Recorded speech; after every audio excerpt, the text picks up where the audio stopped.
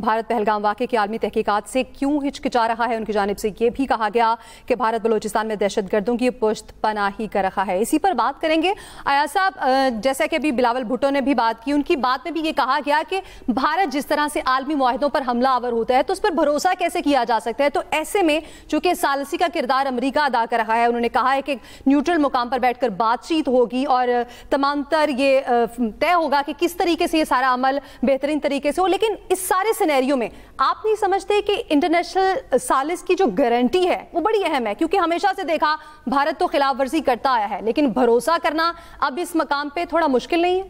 دیکھیں، ثالث تو ایک بار آپ کو میز پہ بٹھا کے آپ کے مذاکرات کرا کے چیزیں طے کر کے نکل جایا کرتا ہے، اور وہ ثالث بھی آپ کو پتہ ہے جو امریکہ اگر اس میں مین ثالث ہے تو وہ اس کی وہ بھی بھارت سے مختلف تھوڑی ہے۔ ٹرمپ صاحب کے بارے میں کیا خیال ہے آپ کو؟ وہ نریندر مودی ٹائپ ہی ہیں، وہ تو اس سے فرق نہیں پڑتا۔ اس کے بعد فرق پڑتا ہے آپ کی اپنی اسٹرینگتھ سے، اور اس وقت میں جو عرض کر رہا ہوں کہ اس وقت ہم اسٹرینگتھ کے ساتھ جا رہے ہیں مذاکرات میں، ہم جیتے ہوئے ہیں۔ ایک یہ بازی جو تھی ہم جیت کے جا رہے ہیں، ہم ہار کے نہیں جا رہے۔ انڈیا وہاں ہار کے جا رہا ہے، یہ ہمیں ذہن میں رکھ کے جانا چاہیے۔ ہمارے جو بھی لوگ بات کرنے جا رہے ہوں گے ان کے بیک آف مائنڈ ہونا چاہیے کہ ہم اب کوئی کمزور نہیں ہیں۔ ٹھیک ہے، اکنامکلی ہم انڈیا سے بہت زیادہ کمزور ہوں گے، لیکن وہ کوئی ایسا ایشو نہیں ہے۔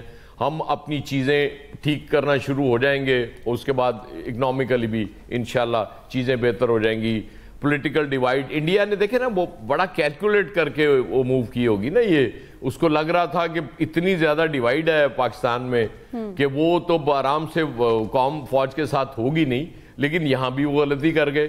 ان کو اندازہ نہیں ہوا کہ جب دفاع وطن کی بات آتی ہے اس وقت قوم فوج کے ساتھ ہوتی ہے۔ دیکھیں، تنقید وہ چند لوگ کرتے رہے اس دوران بھی، اس سے فرق نہیں پڑتا۔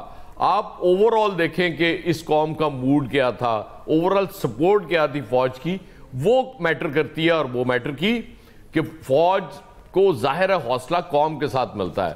قوم دوسری طرف دیکھ رہی ہو، فوج کہیں اور دیکھ رہی ہو، تو پھر نتائج یہ نہیں آیا کرتے جو آئے ہیں۔